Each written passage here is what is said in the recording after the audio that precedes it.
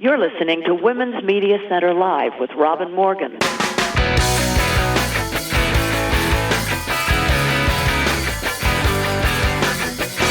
Welcome to Women's Media Center Live. I'm Robin Morgan. Happy New Year, and dear heavens, please let's make it better than 2023 was. Which brings me right to what I wanted to talk to you about. The recent podcast in which I devoted the entire program to one single story, The Merchild, a fictional tale I had originally invented and told verbally to my son Blake when he was only age 8, which later became a book published by the feminist press. I did that podcast out of partly my own end-of-the-year depletion of energy, hoping that it would catch sparks and feel like a warming, comforting renewal to cheer us through the holidays. Well, from your reactions, listeners, it seems it did much more than that, since the reading of The Merchild garnered a large and extremely favorable avalanche of response. And that got me to thinking, what if? Clearly, people were feeling as played out with exhaustion as I was. 2023 had been a difficult year. Ukraine, the Middle East, Trump stomping to get reelected and evade prison, dodging court cases and criminal indictments, all the while spitting venom about everyone in the world except him, because he was busy whining about his martyrdom. Biden doing his very best, but many people hung up on the age thing or still not getting it. The reduced drug prices, the improving economy, the environmental great leaps forward, the basic salvation of democracy, duh. COVID's aftermath and threatened return in variant shapes has not helped either, nor has authoritarian leaders coming to power all around the globe, nor the fearful shadow of AI. The planet sinks into deeper peril with every fossil fuel fart emitted. The population is suffering a real depression as stupidity with full conviction dominates the scene, while intelligent discourse seems paralyzed by shyness. So, what if? What if others were being buffeted by the same feelings I had? To boot, we were facing a year that will be full of electioneering, which means even greater disinformation, violence-inciting rhetoric, flat-out lies, as well as basic old chestnuts. Plus the continuation of Ukraine, ongoing Hamas-IDF battles, escalated civilian suffering, and other such cheery prospects. Meanwhile, we all know in advance what our roles will be. We will register, and we will vote, and we will campaign for the good guys, and they were and are somewhat good, but mostly guys.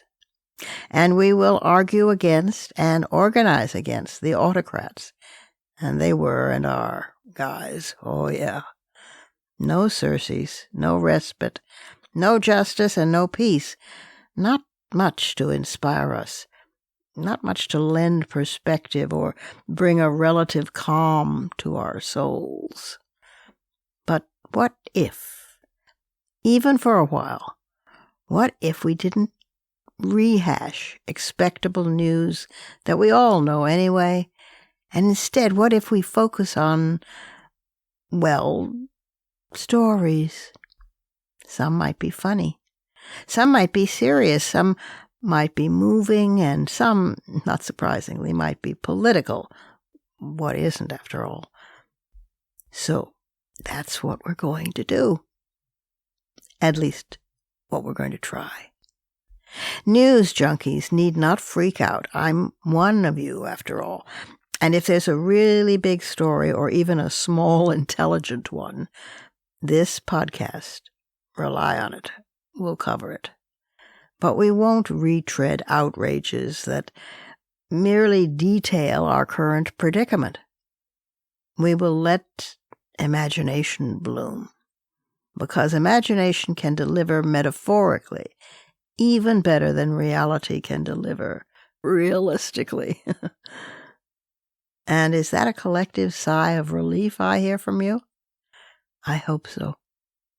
In any event, we will take our first break here and be right back after it with a story called The Embodiment.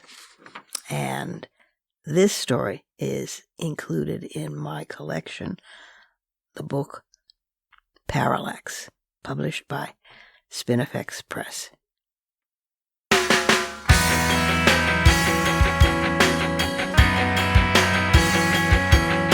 Subscribe to this program on your favorite podcast platform and leave us a review. Follow us on Twitter at WMC Live, like our Facebook page at facebook.com/WMC Live, and visit us at WMCLive.com for more information about our show and our guests. You're listening to Women's Media Center Live with Robin Morgan.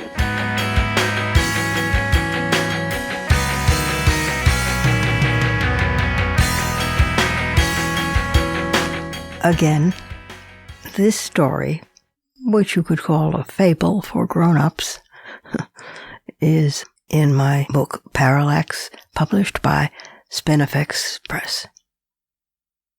The Embodiment. Back when there were kingdoms and wars, wars were regarded as crucial for building and strengthening kingdoms. But over time they became too costly in lives and treasure, and began to erode the justifications for their existence. As kingdoms weakened, monasteries gradually began absorbing what had been government functions. At first, this arose from the monks' genuine concern that in the absence of effective administration, the people's basic needs, health, education, order, trade, and such, were not being met. Since the monks led structured lives and were not corrupt, they seemed the natural selection of society to shoulder such tasks in this emergency. But as they addressed increasingly complex and burdensome issues, the monks, being human, naturally began to confuse the good of the people with the good of the monks. At the central monastery where the Tiktaalik, the chief abbot, lived, they began debating how to perpetuate their status, how to fix what had been a temporary resolution into a permanent one. It was not simple. For example, the monks knew that they could not entertain any dynastic option. They were celibate and would not consider imperiling their purity by changing their rules. So there was no chance of the Tiktaalik siring his successor. Yet they also felt strongly that they could not risk sharing the burden of authority with those outside the monastic community. It was Tiktaalik Namoro who devised the system that the monks, and in time the populace, would come to call the return. The return was what people nowadays would call a reincarnation belief. But such a belief was not yet practiced in that time and that region, so it wore a powerful mystique, appearing new and revelatory. The soul of the Tiktaalik would, upon his death, return to the material dimension and transfer itself to live again in the body of a newborn boy. Once recognized as the embodiment, the infant would, after 3 years, be taken from his family and raised by the monks. Such families were to feel themselves greatly honored. The fathers exclaimed loud praise at receiving blessings and monetary remuneration for the loss of a son. The mothers were usually struck wordless and tearful by the depths of their gratitude. The problem of dynasty was thus solved. The Tiktaalik would, in effect, succeed himself. The system held during the reigns of those Tiktaaliks elected in the traditional manner by the monks during interim periods when boys who embodied the return needed time to grow and be trained. Only Tiktaaliks whose souls were highly advanced, as decided by later Tiktaaliks, could endure the ordeal of returning. Otherwise, any monks, even common people, might go about transferring their souls around at will. The populace was not ready for this, the monks decided, any more than the populace was equipped to share the monastic privilege of electing its own leadership. This system endured well enough, though only for 800 or so years. Then something happened. The ritual by which the embodiment could be recognized began to change. For centuries, the monks had located the rare newborn who was the embodiment through various signs, pointing to him in his whereabouts, a comet or a star shooting through the night sky, a pregnant woman reporting strange dreams, birthmarks interpreted as symbols, and a perceptible precocity in the child, evidenced by his appearing familiar with details of a deceased Tiktaalik's life. All this had become fairly standard. It never occurred to anyone to violate this tradition, either by ignoring signs or falsifying them. Thus was a balance preserved in faithful observance by both the monks and the people, and order was maintained. As the monastery's power increased, however, the lot of the people failed to improve. One year, severe drought and subsequent near famine racked the land, and many succumbed to sickness and starvation, drifting to their deaths like wintry leaves, wisps of what they once had been. The monks grieved. But it was important that they hoard food for themselves in monastery storehouses, because they dare not go hungry or fall ill. Without them, the government could not function, and society might descend into chaos. Then, with the first rains, as people were just beginning to recover from the disaster, an astonishing proliferation of signs began to appear. On any given morning, 6 or 7 pregnant women would present themselves at the monastery gates to report strange dreams. At least twice a week, a father would appear carrying his son, who bore peculiar birthmarks. Sometimes an entire family would request an audience with the current chief abbot, Tiktaalik Yemnamik, pleading that he test their young son with questions about the life of a previous Tiktaalik. When this phenomenon began, the people interpreted it as a celebratory omen, confirming the end of drought and famine. The monks saw it as a blessing, affirming their decisions in the benevolent form of so many returns by former leaders. But as crowds at the monastery outer gates grew larger, and interviews demanded more of their attention, the monks became distressed. There was little time for the business of state, even less for meditation. Their serenity felt violated. Pregnant women squatted heavily on swollen ankles, chatting in soft voices in the outer courtyard. Fathers jostled other fathers to reach or remain at the front of the queue. Once inside the monastery, wee claimants crawled or tottered over the polished stone floors, smearing puddles or worse in their wake, making the hall smell nothing like incense. The smaller the persons, the louder their wails for their mothers, insistent shrieks piercing the hum of what once had been steady, soothing chants. Something had to be done. One day, a woman already known to the monks presented herself, carrying her young child. Her name was Loba, and she was familiar because she was that rare creature, the offspring of a Tiktaalik. Her father, Lobach, had been a township scribe who entered monastic orders late in his life, after having been married, siring a child, and burying his wife. Grieving, he had attended to, and then later been tended to, by his growing daughter. Lobach had a quiet, meditative mind, so becoming a monk was for him a smooth transition, and in time he proved himself such a valued member of the community that he was elected Tiktaalik. Being the offspring, even if only the daughter, of a Tiktaalik was special indeed.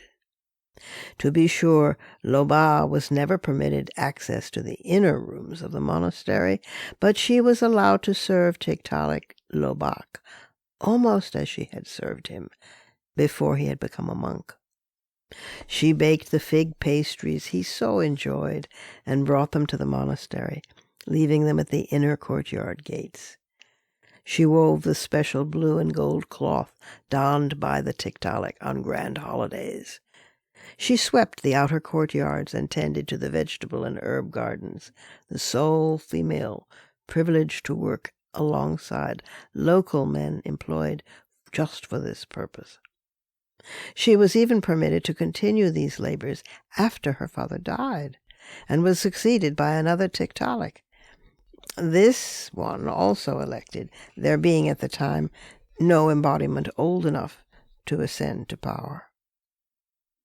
But all these favors were abruptly withdrawn when it was noted that her belly had begun to swell. Surprisingly, Lobah dared to protest her dismissal. She even had the temerity to claim that 2 of the monks had attacked her, dragging her into the garden potting shed, and in turn forcing her against her will. But since the monks were celibate, this was impossible.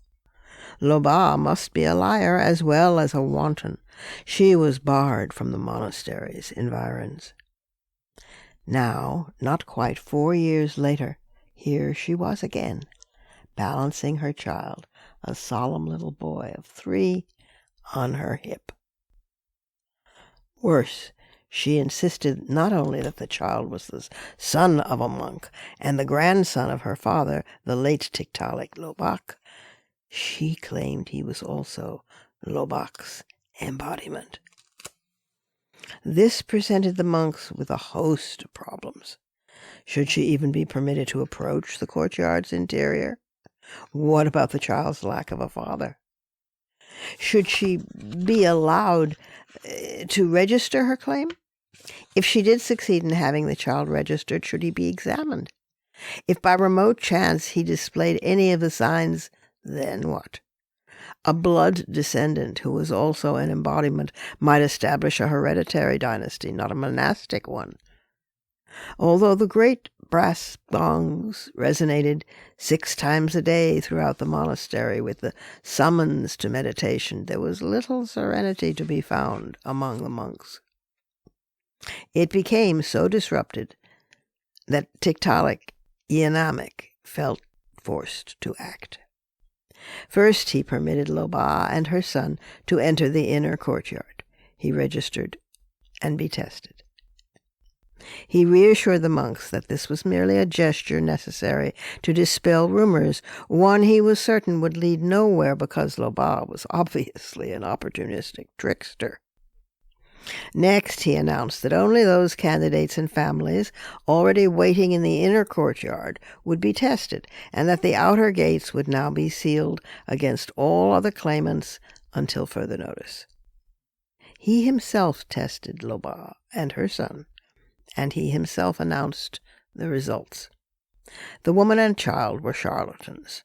Who could corroborate her dream, since there was no husband in her bed? Could not the birthmarks on the child's ankle have been skillfully administered by tattoo? The child's precocity could not be denied. He spoke clearly with an impressive vocabulary for a 3-year-old, but that could have been taught him by his mother, who also likely tutored him on details of his grandfather's life, about which he seemed fluent. but which she had known firsthand. As for the fountain of shooting stars that accompanied his birth, every monk who monitored the heavens knew that such celestial displays were not uncommon at that time of year, miraculous though they might seem to the uneducated populace. Loba and her son were dismissed and publicly denounced as defilers of devotion. But Loba did not leave. She protested the finding. She claimed that a lifetime in obedience, first to her father Lobak, then to him as Tiktaalik, then to the monastery, then to Lobak's return as her infant, and now to that embodiment, her son, was devotion at its essence, beyond possibility of defilement. She claimed that the phenomenon of such devotion could be explained only by the most intense faith. She insisted that lifelong, patient sacrifice sanctified itself. Otherwise, she added, an odd expression clouding her usually impassive face, such patience was inexplicable. She stood outside the great gates, clasping her son. As the other claimants were duly processed through testing and rejection, she returned day after day, simply standing at the outside gates, holding her child. On their way out, the family of one dismissed candidate passed her, stopped, and watched her for a long time. Then, assuming she must know something they did not, they joined her, with their own small would-be Tiktaalik in tow. Curious, other families slowly gathered. Nobody asked anyone else what they were waiting for, since everyone presumed the others must know the answer, and no one wished to appear stupid. The crowd that had once clamored for admittance now stood silent outside the gates, waiting for no one knew what. Tiktaalik Yanamik watched this mysterious assembly day after day. He pondered what to do about these plain, stolid people, whose faces, sunburned, broad-boned, reminded him of the peasant parents for whom he'd been one too many mouths to feed, who had given him over to monastic life. Then he too had an epiphany. "What fools we've been," he muttered to himself. Still, more than a fortnight passed before he was able to convince the other monks of his plan's soundness. But finally, one morning, as Loba and the crowd behind her took up their usual stations in silence, the monastery's exterior gates swung wide. A procession of monks emerged, bearing baskets laden with rice and grain from the monastery storerooms, beakers of oil and beer, vats of cheese, and small purses of coins. As if waking from a trance to realize that this must be what they had been waiting for, the crowd surged forward. A riot seemed imminent. But Loba, her son astride her hip, stood between the crowd and the monks. She raised her hand. The crowd halted. They respected her, for she had been the first to wait. She called for patience, and assured everyone that she had taken note of who had been waiting longest, and thus should be attended to first. She then read names aloud from a crumpled sheet of paper she pulled from her apron pocket, listing herself and her child last, to everyone's shocked, admiring whispers. Thereafter, the goods and the coin were distributed in orderly fashion. The people drifted off, busy with their newfound bounty. Only a few stragglers returned the next day, none the day after.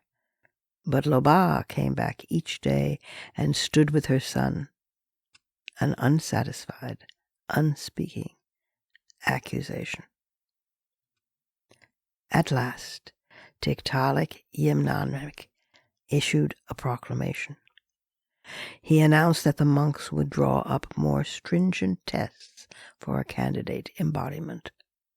He acknowledged that true embodiments presented themselves very rarely, perhaps once in 2 or 3 centuries, so that most Tiktaaliks would be openly elected by the monks, after all, but now only after consultation with elders among the people.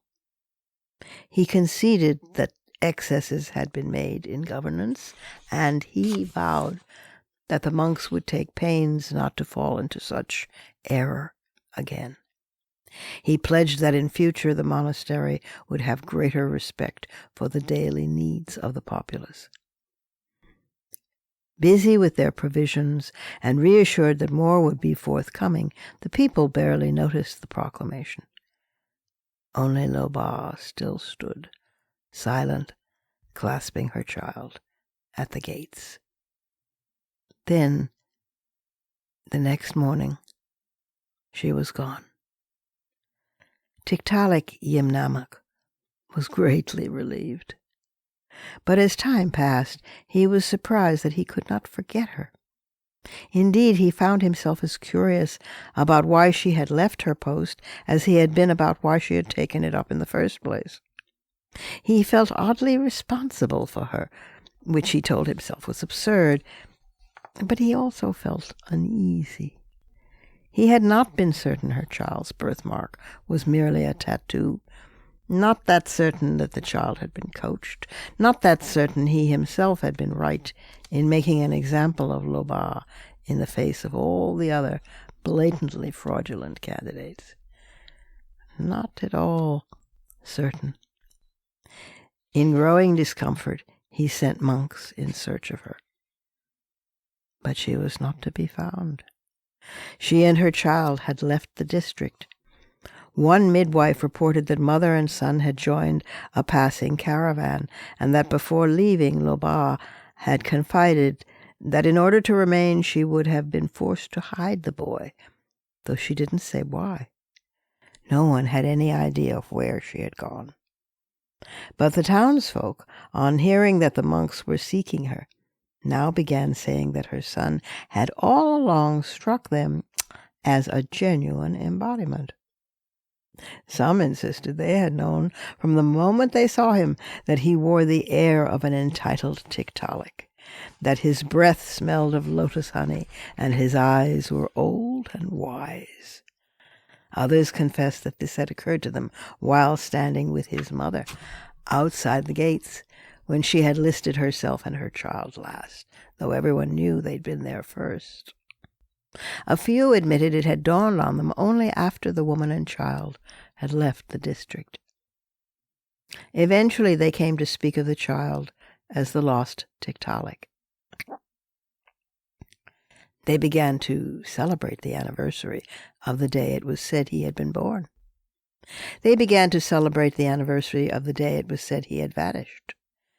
Not knowing what Loba had named him, they made up names for him among themselves.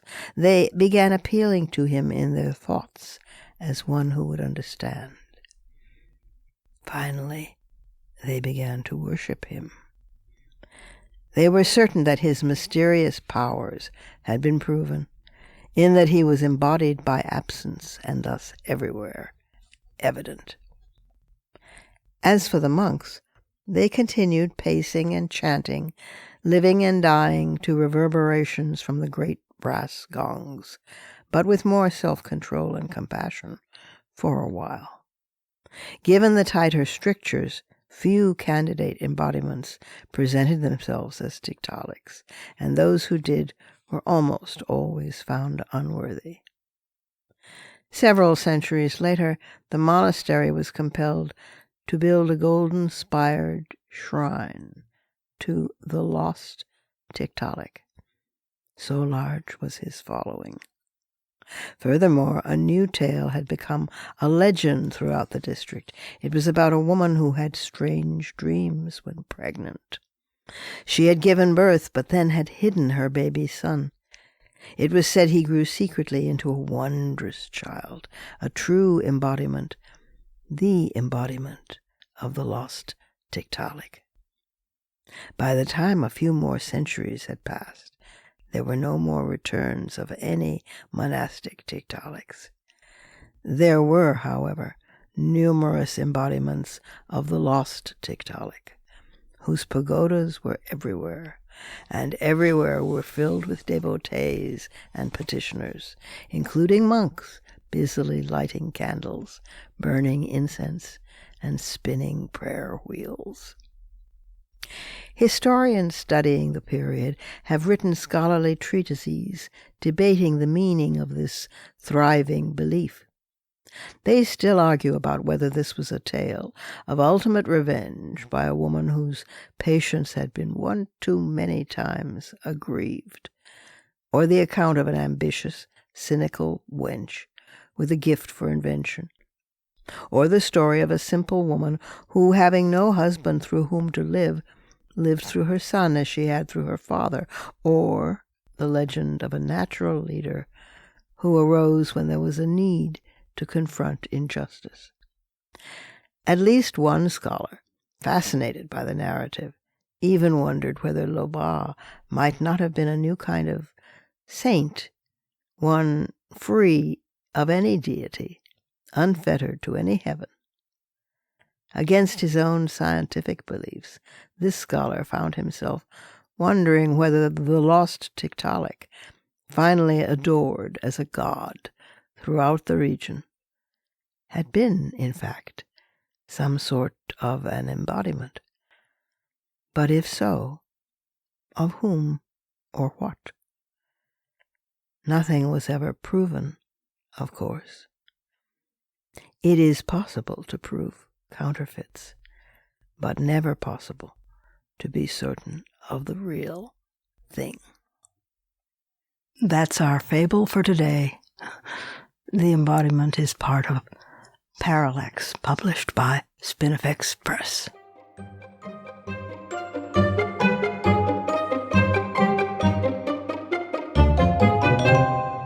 And that's our show for this week. You can follow me on social media at The Robin Morgan.